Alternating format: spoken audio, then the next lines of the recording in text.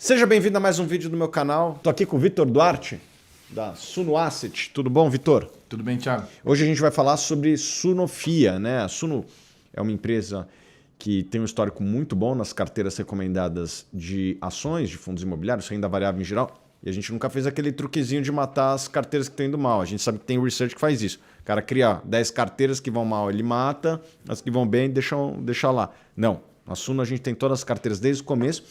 Todas as carteiras batem aqui os respectivos benchmarks e muitos pediam para que nós criássemos um fundo, afinal nem todo mundo tem tempo para ler os materiais produzidos aqui na Suno. A Suno Asset criou o Sunofia, certo, Vitor? Certo. A gente criou para atender público em geral e aquele assinante, Thiago, que tem assinante que entra todo dia no site, na área do investidor. Tem assinante que entra toda semana, tem assinante que entra todo mês. E às vezes a pessoa que entrou todo mês, 4 semanas depois, a gente deu uma recomendação, ele foi ler 4 semanas depois, já subiu 20%, ele não consegue acompanhar. A vida hoje é muito corrida, muito difícil acompanhar. Então, para quem quer delegar parte da gestão da sua carteira, a gente criou o Sunofia, que tem o objetivo de comprar as ações analisadas e recomendadas pela Suno Research. A gente parte desse universo, e dali a gente faz uma seleção das ações para o FIA. A gente olha as ações que estão na carteira de dividendos, a gente olha as ações que estão na carteira valor, na carteira small caps e também na carteira internacional. Então esse fundo ele tem naturalmente uma diversificação internacional, no máximo 20%, por uma questão de regulação, mas é importante que o investidor tenha essa exposição internacional de pelo menos ali 20% para que ele diminua o risco, diminua a volatilidade em momentos de crise, como a gente vê vários desses no mercado. Legal. Explica um pouco da estratégia do fundo. A estratégia do fundo é a mesma estratégia na montagem das carteiras da Suno Research. Somos Value Investors, a gente olha a qualidade dos ativos, foco no longo prazo, a gente monta as posições no fundo depois que a Research publicou. Isso é importante, né? Algumas pessoas podem pensar que o fundo monta antes, isso não acontece. A gente não sabe. A gente na Asset não sabe quais são as ações que passarão a ser recomendadas pela Research. Por compliance, tem um Chinese Wall, tem uma barreira de informações, a gente não sabe.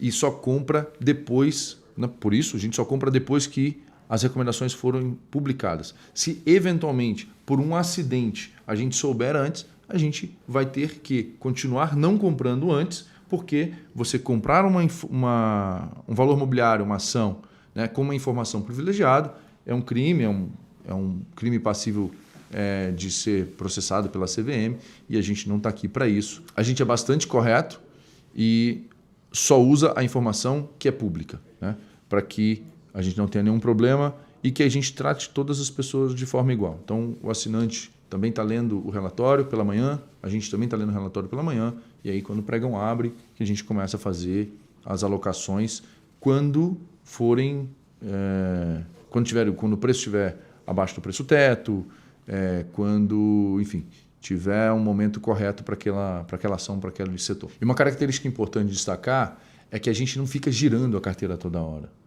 A gente investe nas empresas e fica com elas por um bom tempo. O fundamento da empresa não muda de segunda para quarta, de quarta para segunda-feira de novo, no final de semana.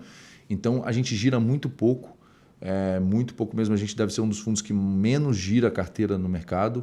Uma prova que somos investidores realmente de longo prazo. Não é aquele investidor de longo prazo que compra de manhã, de tarde subiu 3%, vende, deixa de ser de longo prazo. Não, é de longo prazo mesmo. A gente vai sempre comprando as ações. Aquelas que caem mais a gente compra um pouquinho mais, aquelas que subiram a gente compra um pouco menos, mas sempre comprando as ações e sem ficar fazendo giro. E quantificando essa informação de investidor de longo prazo, de girar pouco, a gente nos impôs um limite de no máximo 1% por semana. Girar no máximo 1% por semana. Se a gente se manter nessa nossa meta interna, isso nos qualifica como um dos fundos que menor gira no mercado. Ou seja, de fato, um investidor de longo prazo nas empresas, certo? Exato. Para ficar alinhado com a nossa estratégia e também gerar menos custos de transação para o cotista. Legal, Vitor. Você falou uma coisa importante, que as ideias originam na research e você faz uma alocação seguindo as ideias da research. E eu acho que é importante falar duas coisas muito importantes aqui, pessoas e processos. Eu acredito que a Suno chegou aqui fazendo recomendações que superam as médias dos seus respectivos mercados, muito porque a gente investe muito em pessoas e processos. Hoje eu vou falar um pouquinho mais de pessoas aqui na Suno Research, né, que origina as ideias para que o Vitor, vamos dizer assim, quase que copie as ideias. Não tem nenhuma ação no fundo que não esteja nas carteiras recomendadas. E falando de pessoas, eu acredito que uma empresa de investimentos ela tem que ter pessoas que tenham capacidade analítica para entregar resultados acima da média. Basicamente, você tem que recrutar, treinar, motivar e manter essas pessoas motivadas. O time de análise da Suno tem um giro muito baixo dessas pessoas, o que mostra que a gente tem mantido essas pessoas no time, né? Um giro mínimo ali na research, né? Acho que alguns nomes aí que vocês conhecem. O Rodrigo está com a gente desde o começo, o Baroni está com a gente desde o começo. E a gente tem um processo de recrutamento que eu acho que nos qualifica como uma empresa única, né? Vou dar aqui 2 exemplos, né? A gente fez o Suno Challenge, que tinha 5.000 candidatos para apenas 4 vagas, só entrou cientista da NASA. Ainda bem que você me contratou antes, hein? Eu não passava no processo. E eu também. É uma relação candidato-vaga igual à medicina da USP, 10 vezes mais competitivo que a Blackstone, que é provavelmente a maior gestora de fundos ativos do mundo, né? Então, de fato, está entrando pessoas muito bem qualificadas, o que deveria garantir pessoas com uma profundidade analítica bastante acima da média. E, além disso, a gente tem também o Certifiquei, que é uma escola para capacitação de profissionais, né? Entre eles, analistas CNPI. Fizemos uma campanha que vendemos por R$1, nem foi para a Suno, né? Foi para a Hotmart, lá que é o nosso parceiro, a plataforma que fica os nossos cursos. 114 mil cursos. E, obviamente, que lá também é um celeiro para nós aqui, né? A gente fica de olho em quem está se destacando, em quem está indo bem nos simulados e tal. E, obviamente, que a gente faz que nem a categoria de base de um bom clube de futebol. Os talentos ali a gente está de olho, né? Temos olheiros ali para trazer para a Suno Asset e também para a Suno Research. Com isso, eu acredito que a gente tem aqui uma capacidade única, nem todas as assets no mercado têm essa capacidade de contratar talentos, sobretudo jovens talentos, né? Tem vários aqui na Suno, pessoas que eu tenho grande admiração e posso te falar sem engano. Essas pessoas estão na minha frente quando eu tinha a idade delas, né? Pessoas ali abaixo de 25 anos que vêm num nível altíssimo e é isso que a gente quer aqui na Suno. Recrutar, manter, treinar, né? Temos aí uma pessoa exclusivamente para treinamento lá na Suno Research, para justamente investir na contínua capacitação das pessoas que estão lá. Temos o call matinal, toda segunda a sexta, eu estou lá às 10 horas da manhã com o time, um call, a gente pega pesado com a turma, mas é porque é isso que as pessoas esperam de nós, né? Todas as carteiras da Suno performaram acima da média, sem aquele truque sujo que eu falei anteriormente. Por quê? Porque a gente recruta, treina, mantém talentos, acho que como poucas empresas no mercado financeiro, e os resultados estão aí. Todas as carteiras da Suno superam as médias de mercado, certo? Exatamente. Bom, Vitor, quais são aí algumas das maiores posições do fundo, só para contextualizar para quem está nos acompanhando? Eu vou dar 3 exemplos aqui, só que eu vou pedir para você, como analista, falar um pouco das empresas, né? A gente gosta muito de Banco do Brasil, BBAS3 é uma posição relevante no fundo. A gente acredita que o posicionamento da empresa, né? A qualidade da empresa, a qualidade do resultado da empresa e comparando com o preço é algo que merece ser uma posição de destaque no FIA E eu queria ouvir de você, Thiago, o que você acha de Banco do Brasil? Eu acho que o que chama atenção no Banco do Brasil são os resultados e o preço. Vamos falar de resultado, né? É uma empresa que deve entregar esse ano um lucro provavelmente perto de 20 bilhões de reais. Tem tudo para ser o lucro mais forte da história do Banco do Brasil, mais de 200 anos, tende a ser o resultado mais forte. O banco está com uma Basileia muito sólida, né, que seria um índice que avalia a solidez financeira da instituição, níveis de inadimplência totalmente sob controle. E duas coisas que chamam a atenção, Vitor, é a parte de investimentos e a parte digital. E por que eu chamo a atenção para essas duas áreas? Porque são as duas áreas mais quentes no mercado. Está todo mundo de olho nessas duas, vamos dizer assim, divisões do mercado financeiro, né? Bancos digitais, está todo mundo de olho, né? O Nubank vai abrir capital, o Banco Inter abriu capital e a ação foi um fenômeno e tal. E quando a gente vai analisar, os usuários do Banco do Brasil avaliam a experiência como muito boa. É o banco mais bem avaliado na App Store e é também muito bem avaliado na loja Google Play lá do Android, né? Então, o consumidor está dando um voto ali de que a experiência digital do Banco do Brasil é muito boa. Eu fiz essa pesquisa também entre os meus seguidores e o BTG e o Banco do Brasil foram os mais bem avaliados aplicativos do sistema bancário brasileiro. E na parte de investimentos, ele tem uma asset que é um fenômeno, né? Foi a asset que mais captou no passado, é a asset que mais captou esse ano. É uma máquina de ganhar dinheiro, a asset do Banco do Brasil. Então, eu acredito que tudo isso junto e um perfil de cliente do Banco do Brasil que faz com que ele seja mais fiel por uma série de motivos ao banco do que outros bancos, fazem com que eu esteja muito tranquilo com a qualidade do ativo do Banco do Brasil. E na hora que a gente fala de preço, você olha os indicadores tradicionais de banco, como relação preço-lucro, preço-valor patrimonial, esses indicadores estão nos menores patamares dos últimos anos, né? Talvez só competindo ali com os piores dias do governo Dilma, quando a saúde do banco era muito mais frágil. Hoje, o Banco do Brasil, e eu diria que todas as estatais federais listadas, né, como a Eletrobras e a Petrobras, estão com os melhores balanços aí dos últimos anos, gerando um lucro e que deve se transformar num dividendo muito interessante. Na hora que você soma tudo isso, eu acho que quem compra uma boa empresa num bom preço, ao longo do tempo, tende a ser um bom negócio. Excelente. E para falar com a turma, a Basileia, né? Basileia é a medida de quanto de risco o banco está tomando. Então, com Basileia alto, ele está tomando pouco risco, né? O Basileia é muito alto, ele está ineficiente.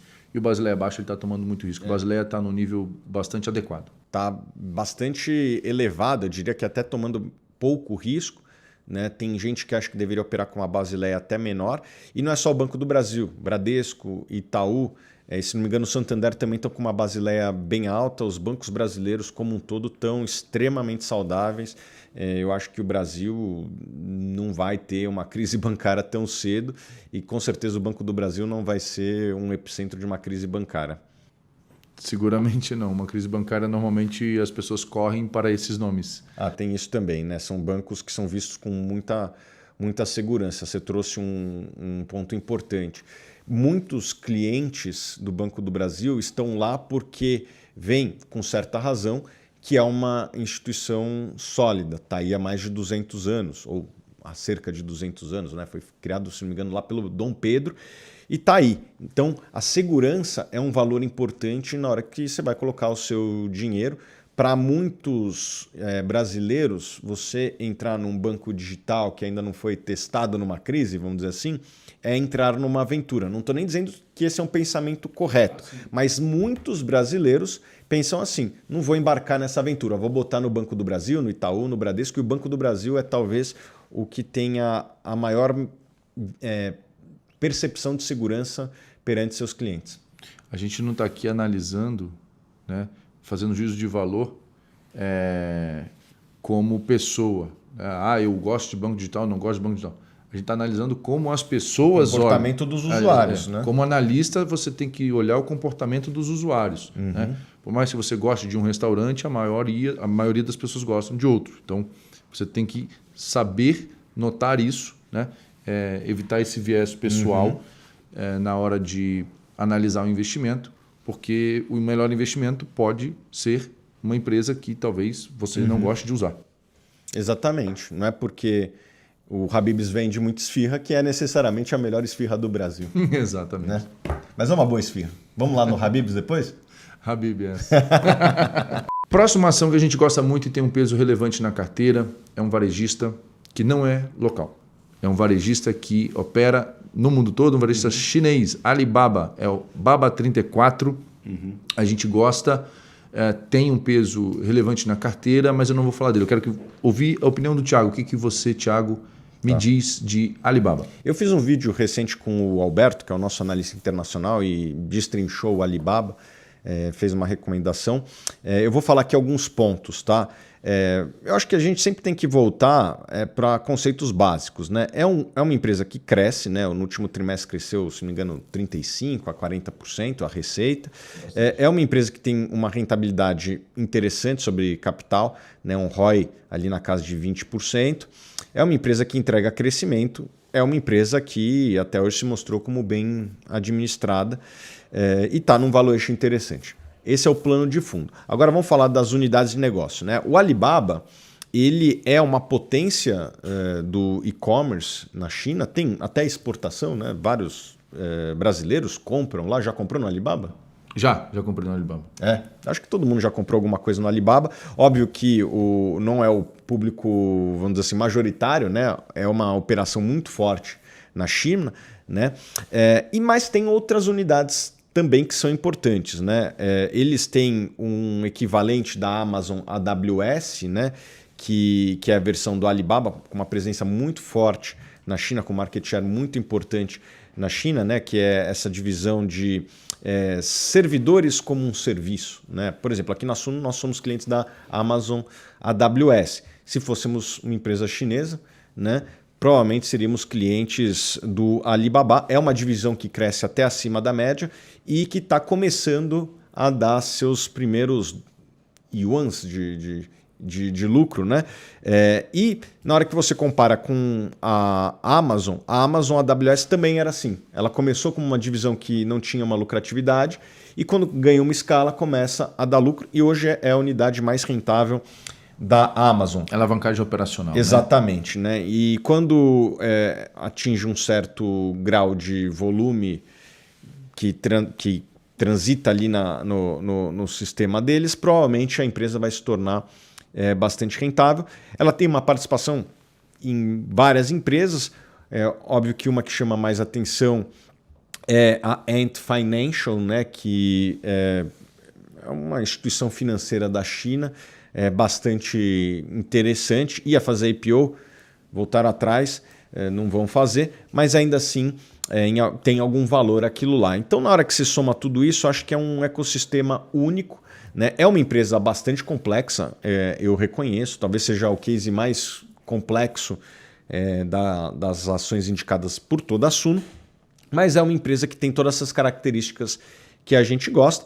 E uma coisa interessante, não só da Alibaba, mas todas as empresas estrangeiras, é que foge um pouco dessa volatilidade do nosso país, né? Então, quando você compra Alibaba, você está correndo um risco de China, né? Que pode não ser bom todos os dias, mas pelo menos descorrelaciona das demais empresas do Brasil.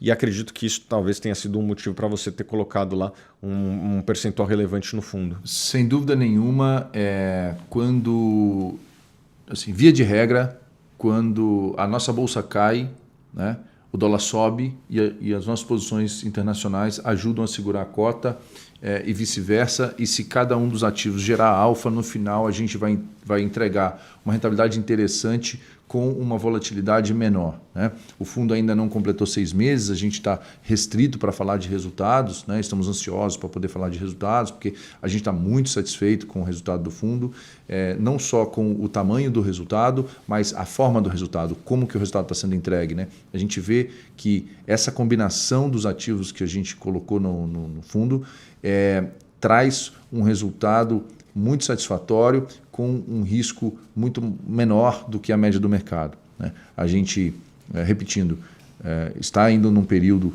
que não pode publicar a rentabilidade. A recessão é até que o fundo complete 180 dias de vida, né? São 6 meses, o fundo está aí com um pouco mais de 3 meses de vida e bastante em breve vamos poder publicar rentabilidade e risco desse fundo que nos agrada bastante. Uma última posição aqui, né, que a gente falou de um banco, a gente falou de uma varejista internacional. Que também tem instituição financeira dentro. Eu queria falar da terceira posição que a gente tem no nosso fundo, que é Boa Safra, Soja 3, que é agronegócio, né, que é 25% a 30% do PIB do Brasil, está pouco representado no mercado de capitais, e esse é um nome que a gente gosta bastante, que também tem uma dinâmica um pouco mais independente de Brasil, né? Também tem uma vinculação indireta com dólar, né? com moeda externa, por conta da dinâmica das commodities. E eu queria ouvir de você, Thiago, o que você como analista acha de Boa Safra, Soja 3? Bom, Vitor, eu sempre gosto de voltar para o básico, né? É uma empresa que tem algumas características até, de certa forma, parecidas com o Alibaba que a gente falou agora há pouco. É uma empresa que tem um crescimento acima da média, está construindo 2 plantas importantes que devem ampliar a capacidade da empresa, talvez em 50%, 60%. Então, tem um crescimento. O agronegócio mesmo tem um crescimento muito forte, sobretudo a cadeia da soja, né, que é onde a Boa Safra está inserida. Ela é uma fornecedora de insumos para a produção de soja. E qualquer janela que se analisa a produção de soja no Brasil, 5, 10, 15, 20 anos, a produção cresceu ali entre 5% e 6%, muito acima do PIB, e o consumo de insumos tem sido até mais intenso do que isso, que é o que a Boa Safra produz. E eu acredito que com a urbanização da Ásia, né, Índia, o Uzbequistão, né, o Turcomenistão, o Uzbequistão, soma todos esses países ali, Filipinas, Tailândia, Vietnã, a África também, né, Nigéria, Egito, você soma 100 milhões de pessoas aqui, 200 milhões ali, 1 bilhão de pessoas ali, quando você vê é muita gente, né? E quando essas pessoas passam ali da faixa dos $2.000 de renda per capita, né? Que eu espero que o Brasil nunca volte. O Brasil já foi $12.000 por ano, né? Hoje está, infelizmente, na casa de 7, precisamos voltar. Mas na hora que passa dos 2.000, o consumo de carne explode e nem todo mundo sabe disso. Mas para produzir carne você precisa de muito alimento, né? O boi, o frango, o porco, eles comem muitos grãos, né? Para produzir na ração vai soja, vai milho. A ração de frango, né? Para produzir 1 quilo de frango você precisa de 3,5 kg de soja e milho, né? E obviamente que quando esses países eles passam ali da faixa dos $2.000 e tem vários desses países passando, o consumo de carne explode, né? Isso é muito bom para o Brasil, para o agronegócio e para toda a cadeia da soja, porque para produzir mais carne precisa de mais soja, né? Não é que o pessoal come soja, até tem, né? O pessoal vai no japonês, você come aqueles yamame, sei lá como é que chama? Gosto. Eu até como, mas na verdade a gente consome soja e nem está sabendo através das carnes, né? E essa é uma empresa que produz para esse segmento, que o Brasil é muito competitivo, e eu diria que a cadeia da soja está muito mais exposta a estes países, a economia global, né, sobretudo emergente, do que a economia nacional. O que acontece no Congresso, o que o presidente fala, o que acontece no Ministério da Economia, impacta muito pouco. Dá para até argumentar que quando vai mal, o agro vai bem, porque é exportador, o dólar sobe, em teoria é bom para o agronegócio. Obviamente que ele também tem custos em dólar, né? Mas em geral a alta do dólar tende a ser bom não só para o agronegócio, mas para todo exportador, para a Vale, para a Tupi, para a VEG, para a Embraer. tende a ser bom, né? Então você tem uma empresa que cresce, com um ROI fenomenal das empresas listadas do agronegócio, é provavelmente a empresa de maior rentabilidade sobre capital empregado. Gosto muito da administração, né? O Marino, que é um dos fundadores, é um cara jovem, é um cara que criou muito valor para os seus acionistas, né? Criou do zero uma empresa bastante vencedora e que é negociada a 15, 16 vezes o lucro, que eu acho que é um valuation interessante para uma empresa que reúne todas essas características. É uma empresa que está muito bem capitalizada, né? Tem ali, acho que 300, 400 milhões de reais em caixa. A oferta foi toda primária, né? A oferta foi toda primária, isso é um recado importante que é passado, significa que os acionistas não estão saindo do negócio, né? Os fundadores não estão saindo do negócio, pelo contrário, eles estão trazendo recursos para poder fazer esses investimentos. Eu acho que a empresa tem condição de adicionar uma planta a mais por ano nos próximos 5 anos, talvez nos próximos 10 anos, e isso significa mais receita, mais rentabilidade. E tem uma coisa interessante, essas plantas novas, elas são mais modernas, elas têm capacidade maior, a tendência é que elas tenham uma rentabilidade melhor que as plantas anteriores, que já têm uma rentabilidade muito boa. Então, quando você tem crescimento com rentabilidade, eu acho que a tendência ao longo do tempo é uma criação de valor para o acionista. É por isso que a gente gosta de Soja 3, que tem características parecidas com a Alibaba na hora que se analisa os números por cima. Né? É uma empresa que cresce com rentabilidade, gerando caixa. Né? Tanto é que as duas empresas são caixa líquido. Né? Óbvio que cada uma na sua proporção. Né? A Alibaba é um monstro. A Alibaba tem acho que 60, 70 bilhões de dólares em caixa. A Boa Safra tem 300, 400 milhões de reais de caixa. Mas elas crescem com rentabilidade. Eu gosto de negócios com essas características porque isso é uma geração de valor para os acionistas. Eu já investi em várias empresas com essas características, né? Google, Apple, Facebook são empresas que têm essas características. Eu acho que hoje essas empresas na média estão com valuation um pouquinho mais acima do que eu gostaria, por isso a gente está comprando essas empresas. Mas eu acredito que comprar empresas com essas características tendem a ser um bom negócio ao longo do tempo e Boa Safra tem essas características que a gente sempre busca. Eu gostaria de ressaltar de Boa Safra que é um mercado ainda muito pulverizado, né? O líder de mercado tem um market share muito pequeno ainda, e com a administração lá da Camila, no conselho e do Marino como CEO, com esse alinhamento com caixa alto, né? Eles podem crescer tanto organicamente quanto com aquisições. Né? Seja fazendo aquisições ou ganhando realmente pizza aí ganhando fatia nessa pizza, uma parte de crescimento, é uma avenida muito larga para a Soja 3, para Boa Safra, que é uma sementeira, né? Ela produz semente de soja. Né? Além do mercado de soja crescer, tem cada vez mais, né? Em vez do produtor fazer a própria semente, que é um pouco ineficiente, ele compra a semente de quem é especializado, quem tem tecnologia, quem tem eficiência. Então, mais uma avenida de crescimento para a Soja 3. Legal. E, Vitor, quem quiser aplicar no Sunofia, como faz? Está em quais plataformas? Boa, quem quiser investir no Sunofia pode acessar a Suno Digital, tem um link aqui para acessar do Suno Digital e também está disponível no Banco Inter. São os 2 lugares que estão disponíveis para aplicação no Sunofia. Vai ter mais plataformas no futuro, certo? Bastante em breve. Tá bom. Muito em breve. Obrigado, Vitor. Muito obrigado. Se você gostou desse vídeo, dá um joinha, se inscreve no canal e a gente se vê nos próximos vídeos.